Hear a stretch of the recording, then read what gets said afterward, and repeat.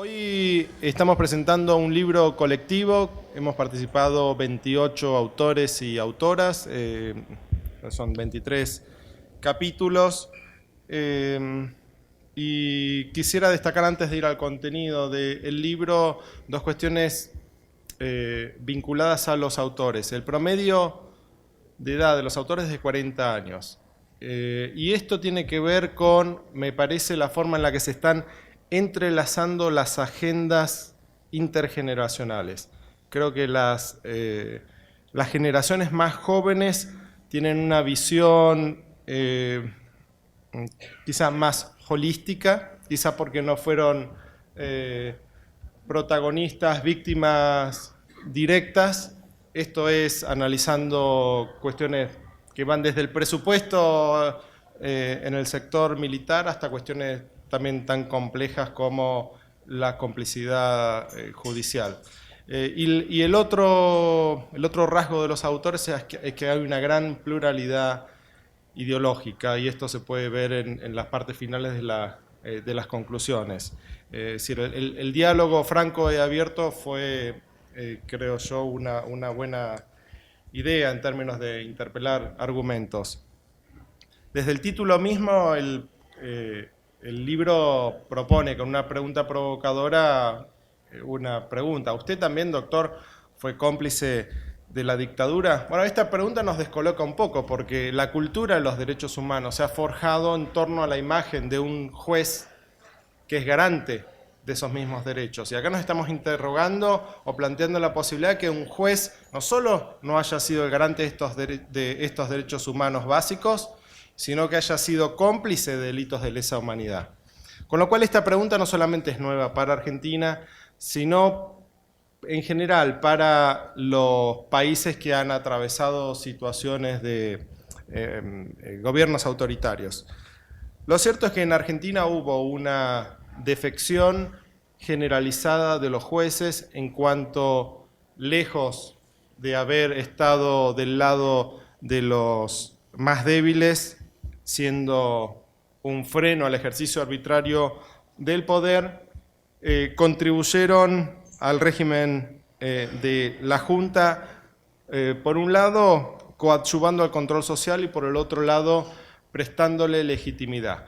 Y en esto el libro es muy detallado y hasta diría empirista, que es esta idea de racionalidad de usar al Poder Judicial en pos de un proyecto autoritario. Me parecen como dos ideas a priori contrapuestas. En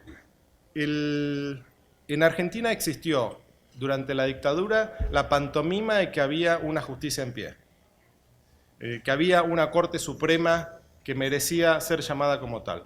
A los pocos días del 24 de marzo del 76, los jueces constitucionales de la Corte fueron removidos, reemplazados también el Procurador General por jueces designados directamente por la Junta. Lo mismo sucedió con los tribunales superiores de las provincias y con muchos juzgados federales.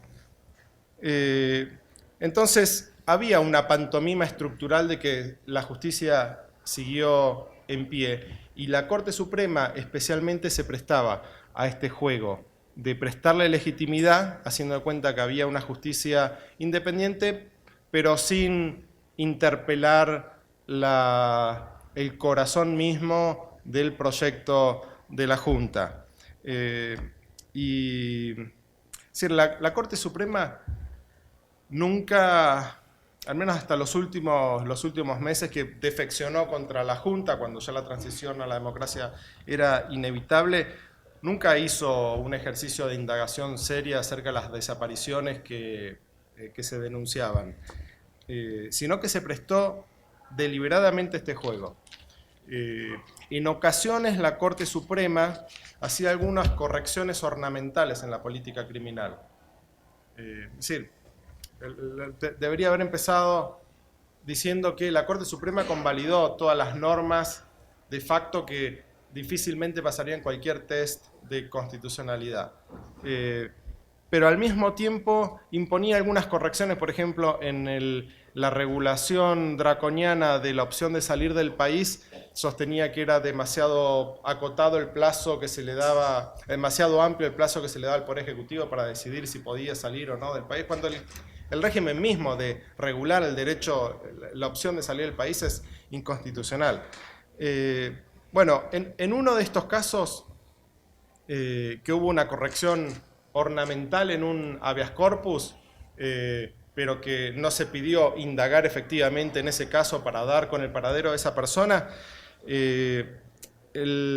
Permítanme contarles una historia, una anécdota que da cuenta de esta racionalidad. Cuando se dicta este fallo con una corrección accesoria, ornamental de la política criminal, el presidente, que en ese momento era Horacio Heredia de la Corte Suprema, le entrega en mano a Videla la sentencia. Y Videla le dice: lo felicito, en este país hay justicia. Esto significa que para la Junta era muy importante la imagen de que existía una justicia en pie. Al otro día, el ministro de Justicia de la Junta Militar declara a un medio, es solamente un párrafo, que permítame que les lea: es muy positivo para la imagen del país que se advierta que dentro del territorio argentino y en el exterior existe un poder judicial independiente, con una Corte Suprema que es cabeza de poder y actúa como tal, con total independencia de criterio en sus juicios y en sus fallos. Esto es de 1977. Cuando ahondamos en la tipología, en las diferentes clases de complicidad, en la introducción se identifican tres grandes tipos de comportamiento judicial. Uno es el de los cómplices militantes, cómplices judiciales militantes, son aquellos que estaban identificados ideológicamente con la Junta, que también se caracterizan por la repetición en el tiempo, por ciertos niveles de crueldad. Son aquellos casos de participación de funcionarios judiciales en sesiones de tortura, falsificación de expedientes judiciales en el foro de familia tendientes a disimular el origen de los chicos apropiados ilegalmente.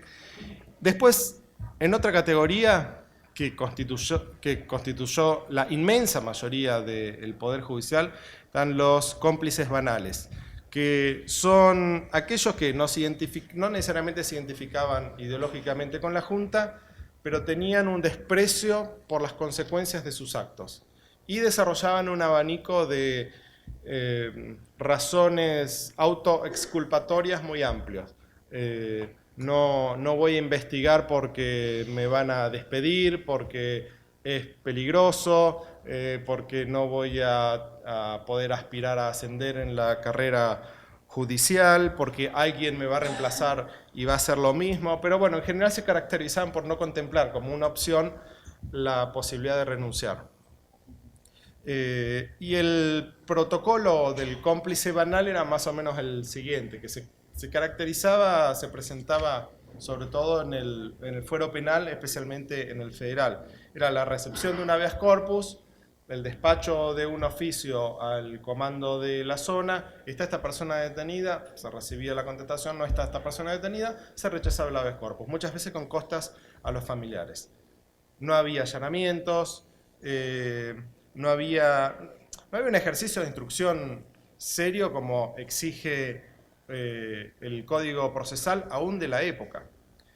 Y la tercera categoría, absolutamente marginal, es la del ejercicio independiente de la función judicial, que en el libro hemos podido identificar algunos pocos casos de jueces, secretarios, fiscales, defensores y también abogados particulares que ejercieron sus funciones. Esto es, indagar por el paradero de las víctimas.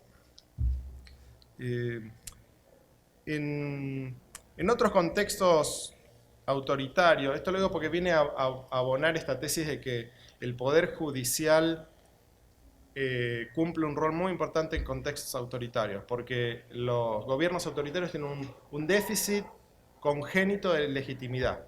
Por eso que necesitan que le presten legitimidad a una justicia independiente. Lo mismo, esto también se describe en el libro, lo mismo se pudo ver durante el apartheid en Sudáfrica en Chile durante el pinochetismo, en Rusia durante Stalin, en Brasil durante la dictadura y también en la Alemania nazi. De hecho, el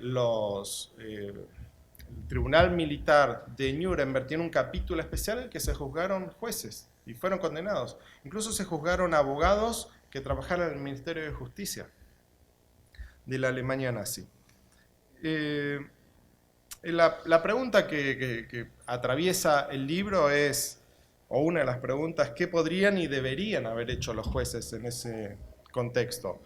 Nosotros esperamos, como diría Dworkin, un superhéroe interpretando el derecho y aguantando las consecuencias. ¿Es legítimo que pidamos eso? ¿Es realmente un superhéroe, un juez que indaga e investiga la comisión de un crimen?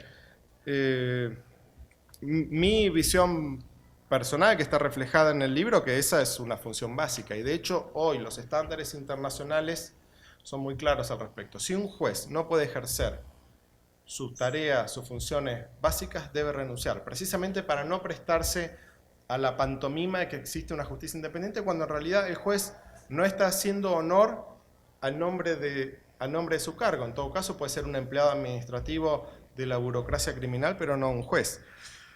Y de hecho esta opción que no ha sido muy discutida en Argentina, yo me llevé una sorpresa cuando lo presentamos el libro en Rosario, que la presidenta del Colegio de Abogados de Rosario contó que la semana posterior al golpe hubo una renuncia en masa de funcionarios judiciales en la jurisdicción de Rosario.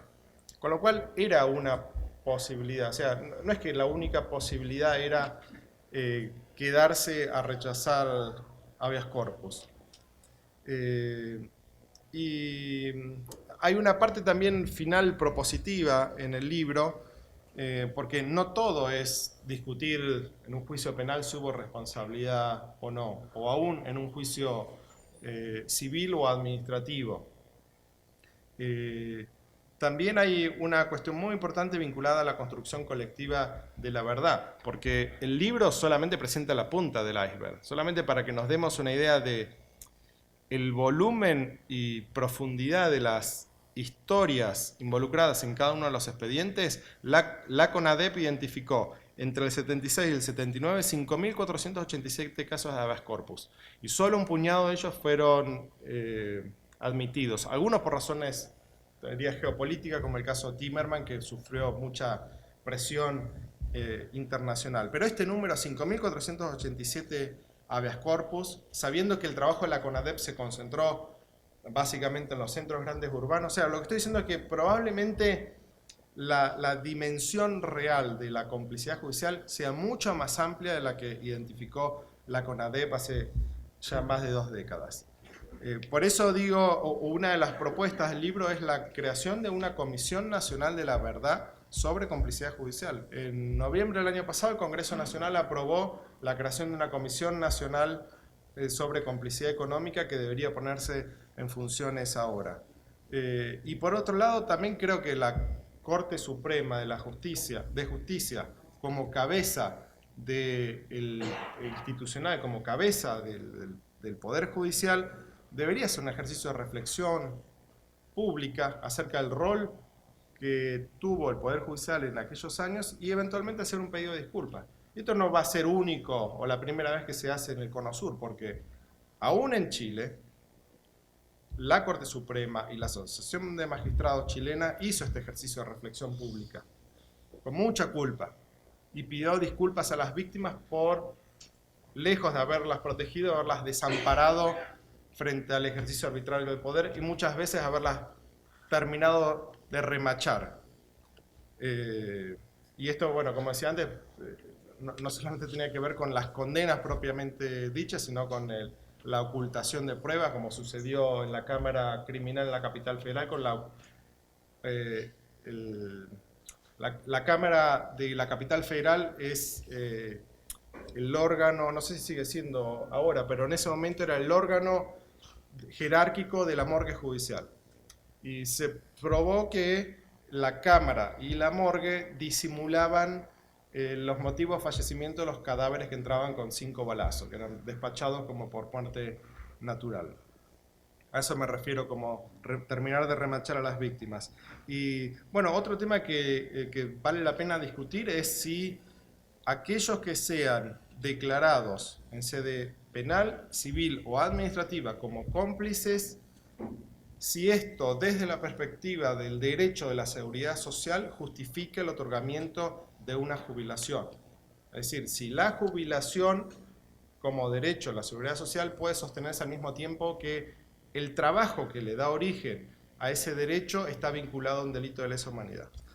Y la última reflexión de mi presentación está vinculado a otra pregunta que atraviesa el libro, es si los jueces de hoy son mejores que los del 76. Si nosotros estamos seguros que hoy los jueces adoptarían una posición muy diferente a la que adoptaron en el 76 si fueran enfrentados frente a una realidad parecida. Si nosotros tenemos que pensar durante más de 5 segundos, la respuesta es que como sociedad estamos en un problema. Y bueno, el libro ofrece algunas pistas para discutir acerca de por dónde deberían pasar